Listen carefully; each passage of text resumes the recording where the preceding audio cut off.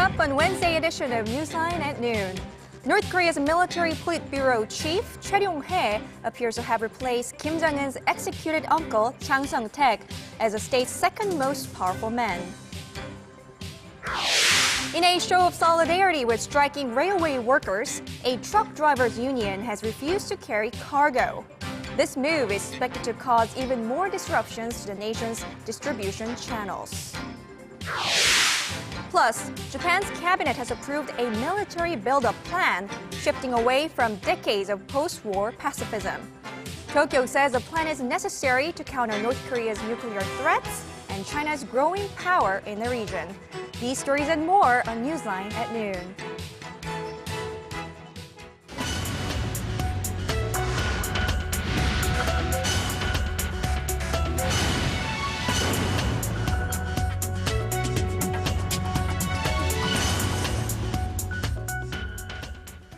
Good to have you with us. You're watching Newsline at noon on Wednesday, December 18th. Live from Seoul, I'm Kim Yeon-ji. And I'm Mark Broom. Thanks for joining us. North Korea marked the second anniversary of former leader Kim Jong-il's death on Tuesday. The day also signified the start of Kim Jong-un's third year as the nation's leader. With the memorial service coming a matter of days after the execution of Kim Jong-un's uncle, experts looked for clues from the ceremony about the regime's future power structure. Our Han Da-eun reports. It appears North Korea's military politburo chief Choe Ryong-hae has replaced Kim Jong-un's executed uncle Jang Song-thaek as the state's second most powerful man.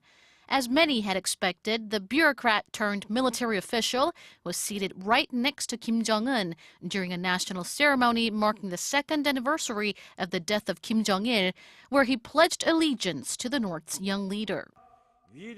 We revolutionary forces will honor no one else but our great leader, Kim Jong-un. We will protect our one and only supreme commander through all the hardships.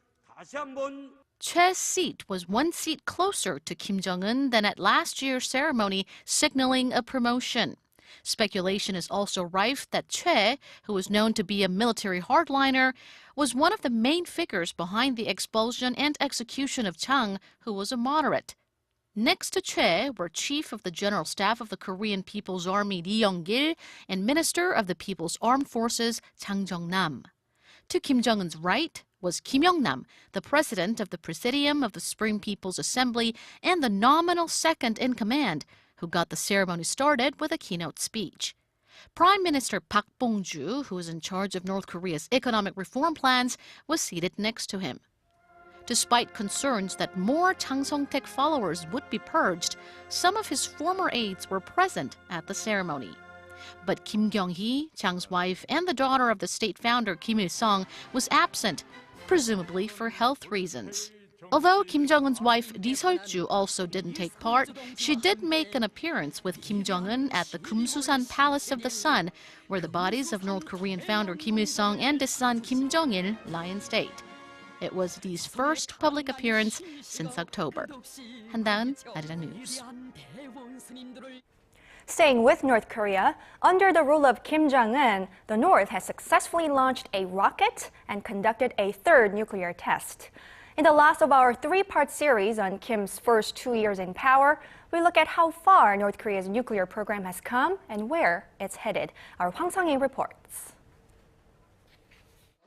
Peace, national prosperity, and happiness of the citizens all come with strong nuclear power. Kim Jong-un has made it clear that North Korea will never give up its nuclear program. And during his 2 years in power, the young leader has taken steps toward making the North a nuclear state. The first one, the explosion power has increased. At the same time, now they enter into the new step that are focusing on miniaturizing and how to put this warhead into the long-range missiles. But the significant steps in its nuclear program has taken Pyongyang further away from its closest ally, Beijing, as the North ignored China's warnings and went ahead with a rocket launch last December and a third nuclear test in February. Since then, China has joined in on international sanctions against the North. and has steadily increased the economic pressure on its northern neighbor in order to get it to denuclearize and return to dialogue. Experts say Pyongyang's constant belligerent actions have created a pretext for the expansion of U.S. involvement in the region, which is certainly not in Beijing's interest. For China, the denuclearization of North Korea is important, but so is the maintenance of peace and stability in the north and the Korea-US-Japan-East Asia-Pacific rebalance policy. But as much as the North does not want to break its ties with China, a nuclear-free North Korea does not seem an option for now. There hasn't been a sufficient reduction in the security threats in the region and between the two Koreas for the North to end its nuclear program. So as a result, Pyongyang continues to have difficulty with making the strategic decision to denuclearize. Beyond that, the communist state constantly proclaims that it was the dying wish of great leader Kim Il-sung and dear leader Kim Jong-il for the North to hold on to its nuclear weapons. Hwang Sung-hee, Arirang News. South Korea and the United States are going over all possible scenarios in light of the political upheaval in Pyongyang, following the sudden purge and execution of North Korean leader Kim Jong-un's once powerful uncle. Kim Hyun-bin reports. In light of the sudden removal of North Korea's former number 2 man, Jang Song-thaek, South Korea and the U.S. held a high-level meeting Tuesday in Washington to formulate responses to all possible scenarios that could emerge in the North. South Korea's Vice Foreign Minister Kim Kyu-hyun and U.S. Deputy Secretary William Burns vowed to enhance joint defense preparations to better prepare for the possibility of North Korea's provocations. They also agreed that the instability in North Korea could encourage the leadership to launch a provocation at some point in the near future to solidify its power base. The South Korean official said Seoul will maintain its current defense status to deter Pyongyang, but stressed that, when necessary, South Korea was ready to take additional measures. Kim also highlighted the Seoul-Washington alliance and Seoul-Tokyo ties as the key factors that ensure peace and stability in Northeast Asia. In terms of diplomacy and security on the Korean peninsula, the two Koreas, U.S., China, Japan, and Russia play key roles and are also the members of the long-stalled six-party talks aimed at denuclearizing North Korea. Kim Hyun-bin, Arirang News.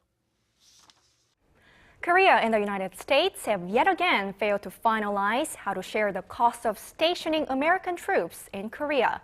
The two sides held another round of negotiations in Seoul on Tuesday, but the two sides couldn't reach a compromise on the renewal of the special measure agreement, which is set to expire at the end of the month.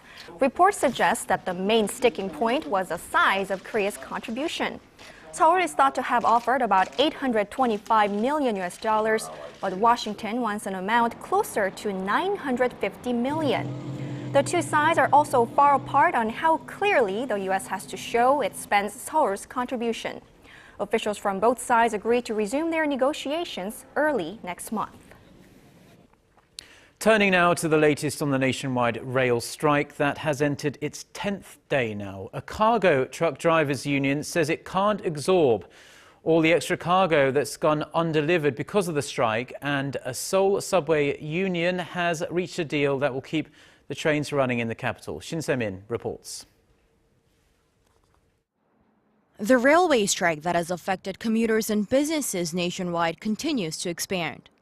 A union of cargo truck drivers, 12,000 strong, said Wednesday it'll not absorb the additional load from the rail cargo that's not being delivered because of the strike. Rail cargo has been the hardest hit by the strike, suffering a service reduction of 50%, while subway services in Seoul have been scaled back by 7%. The Korea Railroad Corporation, or KORAIL, reduced its operations of KTX express trains by 12% on Tuesday. Regular passenger trains are running on restricted schedules with only a 60% service reduction. As the strike enters its 10th day, the Union of Seoul Metro, which operates line subway 1 through 4 in the capital, found common ground with the management hours before planned walkout on Wednesday. Meanwhile, some 900 of the 8,000 striking KORAIL union members have returned to work. Prosecutors are seeking arrest warrants for 18 more union members, in addition to the 10 warrants already issued since the strike started. Striking workers are demanding the government reverse its plans to set up a new railway operator, which they claim is a first step toward privatization. The government and police have characterized it as an illegal strike and say they'll follow the letter of the law in dealing with it. Shin Se-min, Arirang News. A new report shows that Korea still has a lot of work to do to improve the nation's multiculturalism policies, despite some advances made this year. Ruling Saenuri Party lawmaker Jasmine Lee said Wednesday that the government needs to set up an independent organization to manage its policies on multiculturalism, to strengthen support for immigrant wives and to ensure government funds are spent wisely. Lee's performance report was a follow-up on President Park's 10 campaign pledges on multi-ethnic families and society. She said some reforms have been successful, such as measures to help victims of illegal international marriage brokerage firms and a new regulation that allows marriage migrants to acquire Korean nationality in a shorter period of time.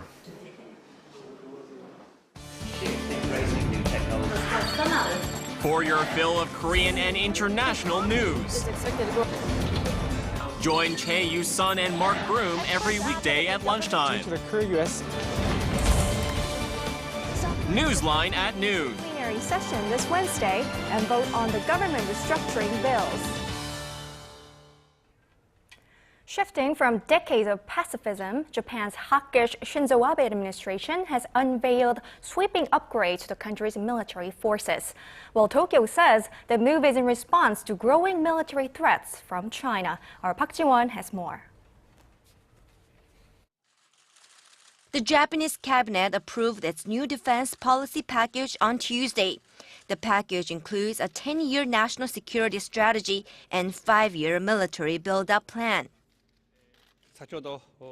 We have just approved Japan's first-ever national security strategy. It is with this that we have set in motion a fundamental policy of administration to ensure the safety of the Japanese people. This will now make Japan's foreign and security policy clear and transparent for both the Japanese people and all the world to see. According to the plans, Japan will spend over $240 billion on military expenses over the next 5 years, up some $12 billion from previous 5 years and reversing a decade of military spending cuts. The new guideline defines North Korea's nuclear and missile development programs as a big threat and names China as a country attempting to change the regional status quo, especially in the East China Sea and South China Sea. Japan plans to mainly beef up its air and maritime surveillance capabilities. It will create a marine unit to defend its remote islands and purchase unarmed surveillance drones, beach assault vehicles, and troop-carrying aircraft. While Japan says the security plan is defensive and does not consider any preemptive strikes, China, in response, urged Japan to sincerely review its history and to respect regional peace and stability. Considering Japan's negative trend on historical issues, Asian countries, including China and the international community, have to be highly watchful and vigilant about Japan's trend. Japanese Prime Minister Abe has described Tokyo's plans as proactive pacifism. However, it appears clear to most that Abe is taking Japan down a more militaristic path. Park Ji-won, Arirang News. U.S. Secretary of State John Kerry says he does not view the maritime disputes in the East China Sea as one of the rising tensions in the world.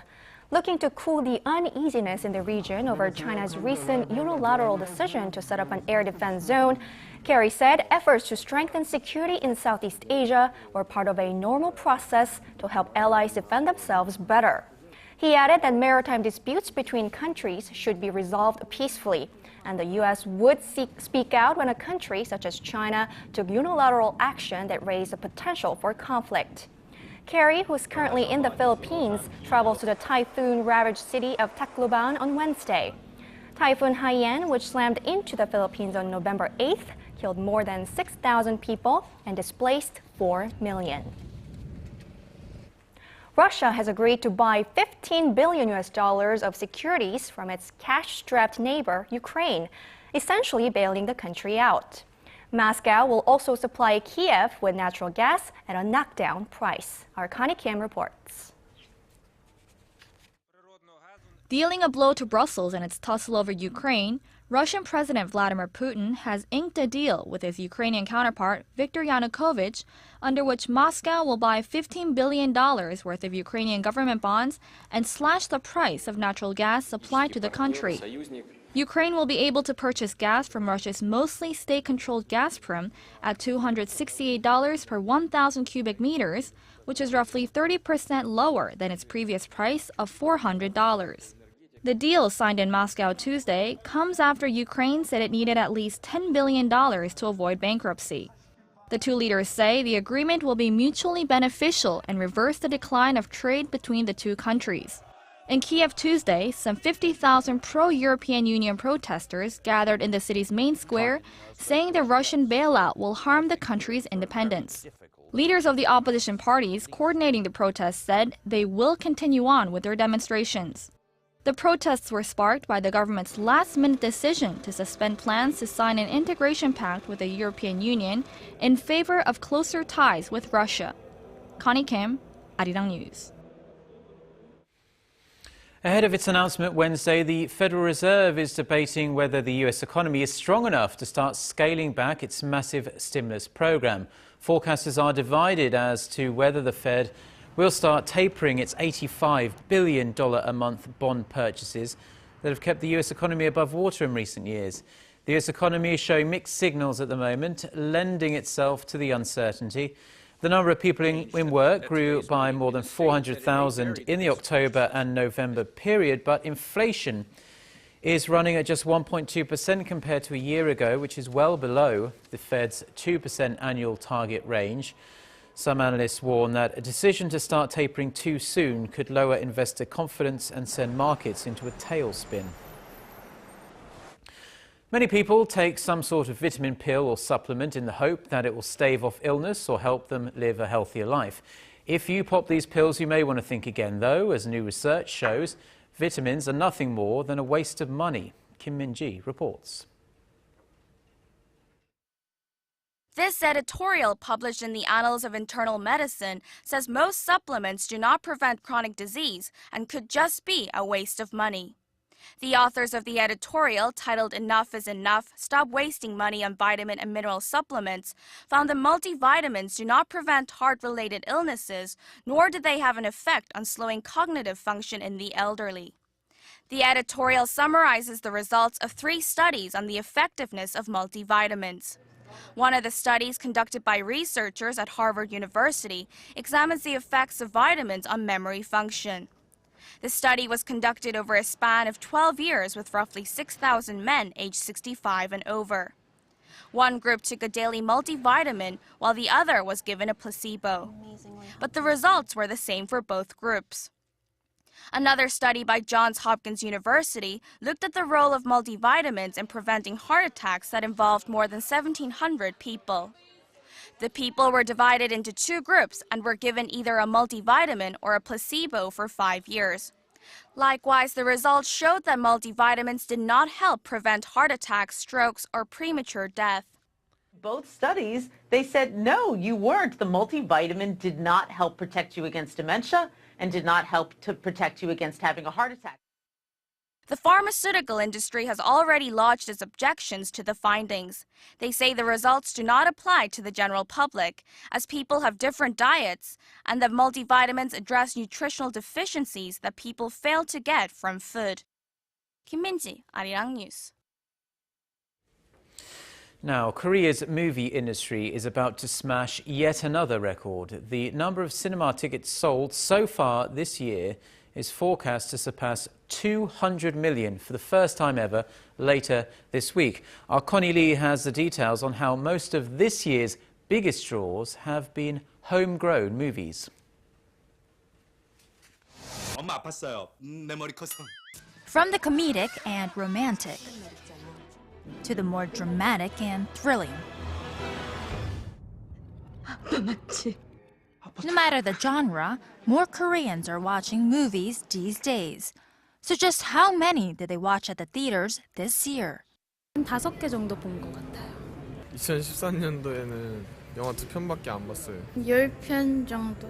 1년이면 한 20편, 25편.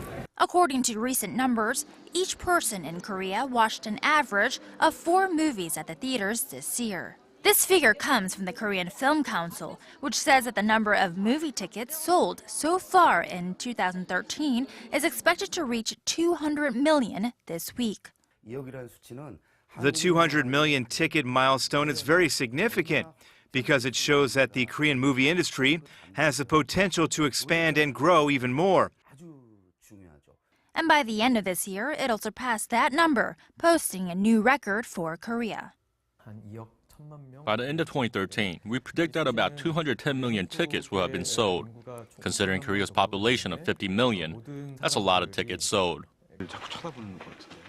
And it looks like the Korean films drew in a larger audience. Nearly 60% of the total box office sales went to the homegrown films. The quality of Korean films has increased incredibly. And not only did we have a lot of good local films this year, we had a lot of unexpectedly successful ones. And looking at Korea's top 10 movies of this year, 8 of them were domestic, with the highest grossing film being Miracle in cell number 7, which drew in more than 12.8 million viewers. And looking ahead, experts say that the number of moviegoers will only increase here in Korea, with more people in particular eyeing the domestic films. Connie Lee, Arirang News.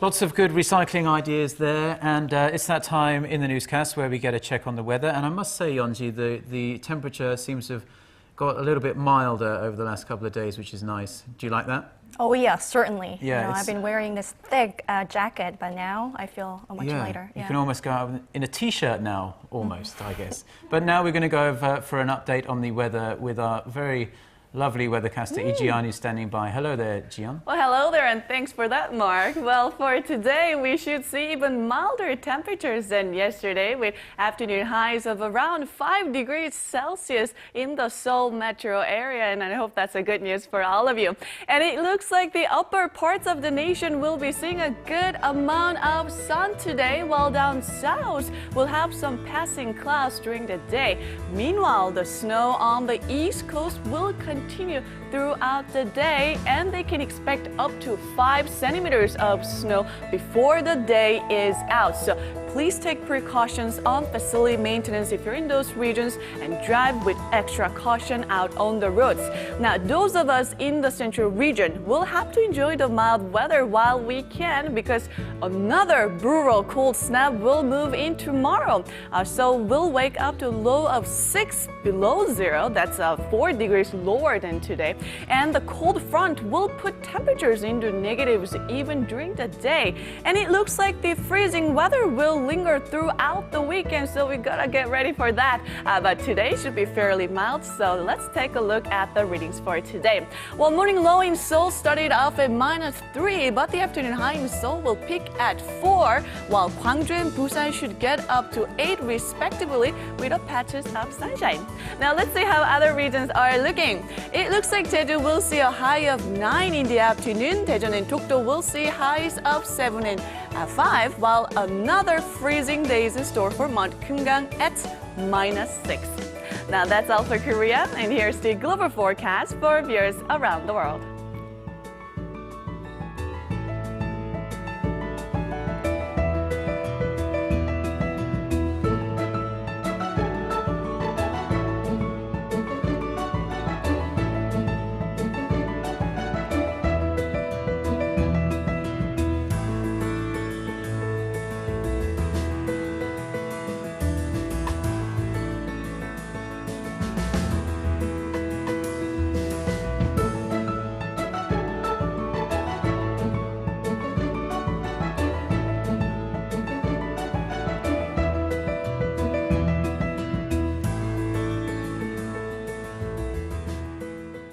That's all for me today. Hope you have a wonderful rest of the day, and back to Mark and Yeonji in the studio.